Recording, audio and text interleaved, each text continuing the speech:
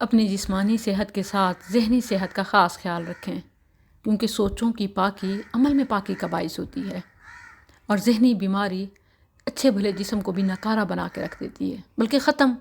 حالیہ تناظر میں اس کی مثالیں آپ کے سامنے ہیں۔ ایک جسمانی بیمار انسان ذہنی طور پر اگر صحت مند ہو تو بہت کچھ کر سکتا ہے، لیکن ذہنی بیمار صحت مند جسم ہونے کے باوجود ناکارہ ہو کے رہ جاتا ہے۔ صرف ناکارہ ہی نہیں، اپنے آپ کو ختم کر بیٹھتا ہے اور آخرت کو بھی خطرے میں ڈال دیتا ہے۔ تو ذہنی صحت کا خاص خیال رکھیں۔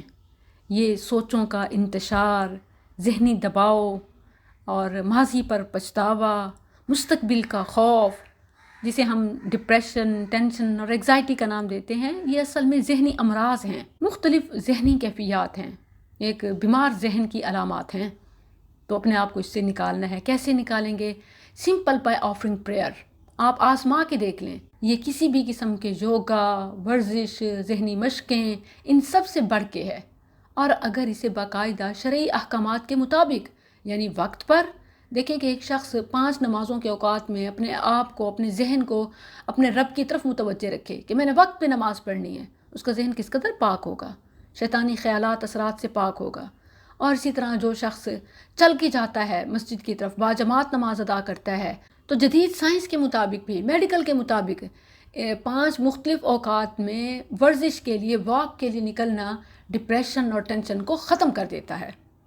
یعنی ڈپریشن کے خاتمے کے لیے جو ایکسرسائزز بتائی جاتی ہیں ان میں نمبر 1 واک اور پھر خوراک ہے، اور پھر اسی طرح ادویات، علاج معالجہ، فیملی ٹائم، ذکر و اذکار، بہت ساری چیزیں ہیں جو آپ کو ذہنی طور پر فٹ رکھتی ہیں۔ تو mental health is more important even than physical health, جس کو ہم اگنور کر دیتے ہیں۔ ذہنی صحت کا خیال ہی نہیں رکھا جاتا۔ چھوٹے سے معصوم سے ذہن کو کس قدر الجھنوں کا شکار رکھتے ہیں، اور کبھی وہ بیمار، پرانا، ایکسپائرڈ ڈیٹا ڈیلیٹ تک نہیں کرتے، پرانی رنجشیں پالے رکھتے ہیں، نیگیٹو تھاٹس کا انبار ہے، اور ہمارے دماغ میں چھوٹا سا میموری کارڈ ہے جس کی پاور بہت زیادہ ہے۔ لیکن اگر آپ ٹائملی پرانا ڈیٹا، نقصان دہ مواد ڈیلیٹ کرتے رہیں گے اور آنے والے وائرس سے آگاہ رہیں گے، یعنی پاک اور ناپاک سوچ کا فرق جانیں گے، تو انشاءاللہ ذہنی طور پر مکمل صحت مند رہیں گے۔ ہمارے معاشرے میں اس وقت جہاں ذہنی صحت کی آگاہی کی سخت ضرورت ہے، وہیں خودکشی کی سنگینی کا شعور بھی ہونا چاہیے۔ ہم سب کو، اور خاص طور پر ہمارے بچوں کو، کیونکہ یوتھ میں، ہمارے نوجوان بچوں میں خاص طور پر 25-30 سال کیا عمر ہے، اس میں بچے زندگی سے اس قدر مایوس ہو جاتے ہیں، نوجوان اپنے حالات سے اتنے گھبرا جاتے ہیں کہ اپنے آپ کو مارنے کا فیصلہ کر لیتے ہیں اور اقدام اٹھا لیتے ہیں۔ تو یہ آگاہی ہونی چاہیے، سنگینی معلوم ہونی چاہیے کہ حالات جیسے بھی ہوں، بدترین، مشکل ترین حالات آ جائیں، تب بھی اپنے آپ کو نقصان پہنچانے کا یا اپنے آپ کو ختم کرنے کا یہ اختیار ایون آپ کے پاس بھی نہیں ہے۔ یہ بڑی اہم بات ہے۔ ساری دنیا آپ کو چھوڑ دے، آپ بالکل تنہا ہو جائیں، آپ کے اپنے آپ کے مخالف ہو جائیں، بڑے سے بڑا نقصان ہو جائے، ہر چیز ختم ہو جائے، پھر بھی آپ اپنی زندگی کو اپنے ہاتھوں سے ختم نہیں کر سکتے۔ اب تو گھبرا کے کہتے ہیں کہ مر جائیں گے، مر کر بھی چین نہ پایا تو کدھر جائیں گے؟ مرنے کے بعد اگلی زندگی اس سے بھی زیادہ مشکل ہو سکتی ہے۔ سوسائڈر کے لیے، خودکشی کرنے والے کے لیے حدیث میں فن نار یعنی وہ جہنم میں جائے گا، آگ میں جائے گا، اس طرح کی وعید آئی ہے۔ اور اسی طرح جس آلے سے، جس ٹول سے، پسٹل سے، جس چیز سے، یا چھت سے پھلانگ کے، اونچی جگہ سے جمپ لگا کے اپنے آپ کو گرائے گا، اس اذیت میں مسلسل رہے گا۔ اور یہ چیز معلوم ہے کہ ان للموت لسکرات، موت کی سختی سے رسول اللہ صلی اللہ علیہ وسلم بھی اللہ کی پناہ مانگا کرتے تھے۔ سوچیں کہ سوسائڈر کے لیے یہ سختی بڑھ جائے گی، یعنی ایک وقت نہیں ہوگا بلکہ مسلسل اسی موت کی سختی سے، اپنے آپ کو مارنے کی تکلیف سے گزارتا رہے گا۔ اللہ اکبر۔ اور اس معاملے میں کسی کو ریلیف نہیں ہے، خواہ کوئی عالم ہو اور مجاہد ہو۔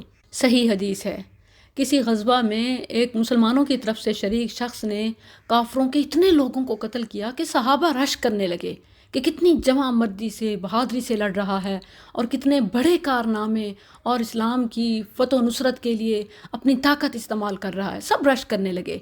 آخر میں اسے ایسا زخم لگا کہ جو اس کے لیے ناقابل برداشت ہو رہا تھا، قریب تھا کہ اس کی سانس نکل جائے، روح پرواز کر جائے، لیکن اس نے جلدی کی اور تلوار کی نوک پر اپنے آپ کو گرایا جو سینے میں جا کے لگی، اور موت کی آخری وجہ خودکشی بن گئی۔ تو نبی صلی اللہ علیہ وسلم پہلے ہی خبردار کر چکے تھے، وحی کے ذریعے سے آپ کو بتا دیا گیا تھا کہ وہ جہنمی ہے۔ خودکشی کرنے والوں کو اگر رعایت ملتی تو میرے خیال میں یہ پہلا شخص ہوتا کہ جس کو رعایت دی جاتی، کہ بہرحال زخم تو کافروں کی تلوار سے لگے تھے اور یہ مسلمانوں کی طرف سے تھا، اور بہت عظیم کارنامے، بہت ساری خدمات انجام دے چکا تھا، لیکن خودکشی کا معاملہ بہت سنگین ہے، اور ہمارے بچوں کی ذہنی صحت اور لائف سٹائل، طرز زندگی اس قدر ہو چکا ہے کہ وہ چیلنجز کو فیس نہیں کر سکتے، اور ایون ہم خود بھی اس سے بچے ہوئے نہیں ہیں۔ ہاں، جو فی الواقع مجنون ہے، پاگل ہے، اور اس کو دماغی ذہنی بیماری ہے کہ اس کو اپنا ہوش ہی نہیں ہوتا، اور وہ اسی دیوانگی میں، پاگل پن میں ایسی کوئی حرکت کرتا ہے، تو وہ عند اللہ معصوم ہے، کیونکہ مجنون سے قلم اٹھا لیا گیا ہے۔ لیکن کسی کی فیور میں یا ہمدردی میں ہم یہ نہیں کہہ سکتے کہ اس کو ٹائپ آف ڈپریشن تھی۔ دیکھیں، جو بھی سوسائڈ کرتا ہے تو ظاہر ہے کہ وہ ذہنی کرب میں ہوتا ہے، اور نہ صرف ذہنی بلکہ جسمانی بھی ایک مشقت سے اور دکھ سے اور تکلیف سے ٹوٹ کر گزر رہا ہوتا ہے، تب جا کر وہ یہ انتہائی قدم اٹھاتا ہے۔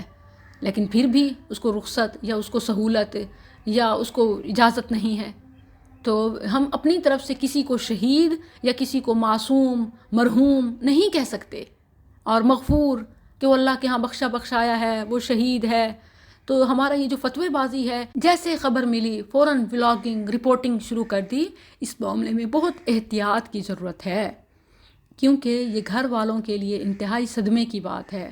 ظاہر ہے کہ کسی کے بھی گھر والے اپنے کیا، غیر کے بارے میں بھی یہ پسند نہیں کرتے کہ دنیا بھی اور اس کی آخرت بھی برباد ہو۔ اور یہاں بھی میں منافقانہ رویہ دیکھتی ہوں کہ اگر عام عوام میں سے کوئی سوسائڈ کرتا ہے تو علماء اس کا نماز جنازہ تک نہیں پڑھاتے، لیکن اگر مذہبی رہنماؤں کے گھروں میں یہ معاملہ ہو تو وہاں پر انہیں شہید تک کہہ دیا جاتا ہے اور صفائیاں تک دی جا رہی ہوتی ہیں۔